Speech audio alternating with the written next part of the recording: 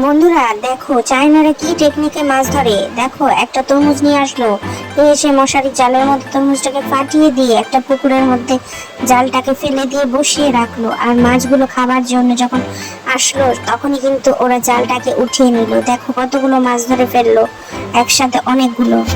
দেখো বন্ধুরা চাইনাদের কত বুদ্ধি, একটা মেশিন নিয়ে একটা ময়দা বেলা রুটির মধ্যে মেশিনটাকে টেনে টেনে দেখো ছোট ছোট লাচ্ছার মতো বানিয়ে নিল।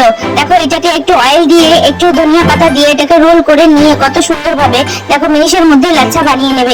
এভাবে মেশিনের মধ্যে দিয়ে দেখো পরোটাগুলো সেঁকে নিল। দেখো লাচ্ছা পরোটা রেডি। আমাদের কিন্তু এই প্রসেস তৈরি করতে গেলে অনেক টাইম লাগে, আমরা হাতে ধরে ঠিক মতো ভাবে এরকম ফিনিশিং ভাবে করতেও পারি না।